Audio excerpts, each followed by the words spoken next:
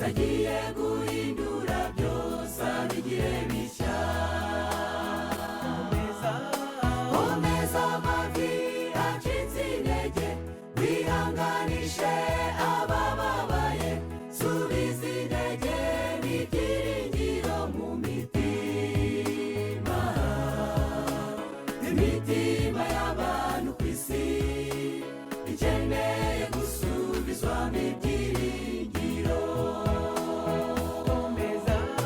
Komeza amavi acitse intege, wihanganishe abababaye, subiza intege n'ibyiringiro mu mitima. Imitima y'abantu ku isi ikeneye gusubizwamo ibyiringiro.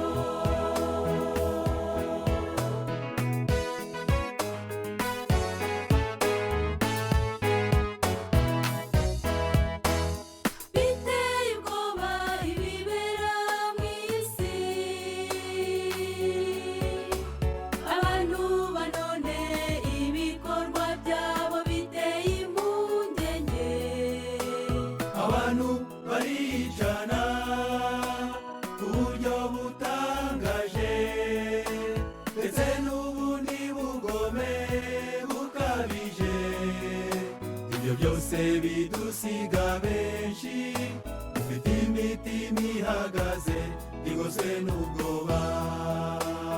Komeza amavi acitse intege, wihanganishe abababaye, subiza intege n'ibyiringiro mu mitima.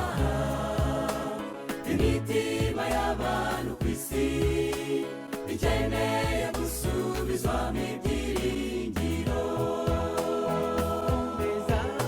Komeza amavi acitse intege, wihanganishe abababaye, subiza intege n'ibyiringiro mu mitima.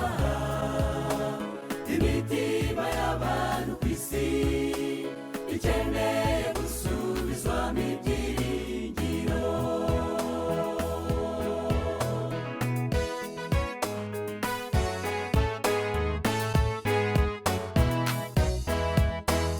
Igisigaye ni ukureba kuri Yesu,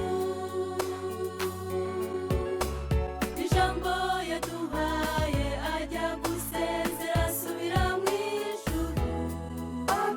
Ati inshuti muri iyi si yuzuyemo ibibazo, ariko mwe mwihangane kuko jyewe nanesheje.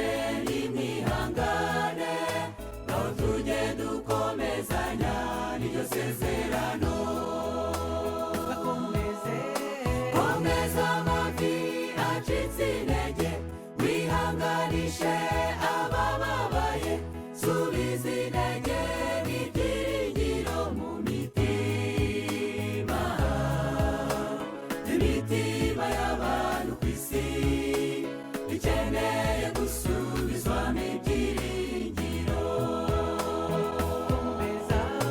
Komeza amavi acitse intege, wihanganishe abababaye, subiza intege n'ibyiringiro mu mitima. Imitima y'abantu ku isi ikeneye gusubizwamo ibyiringiro.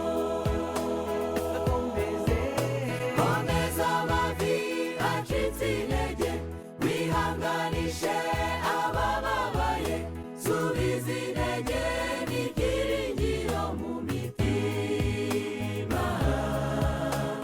Imitima y'abantu ku isi ikeneye gusubizwamo ibyiringiro.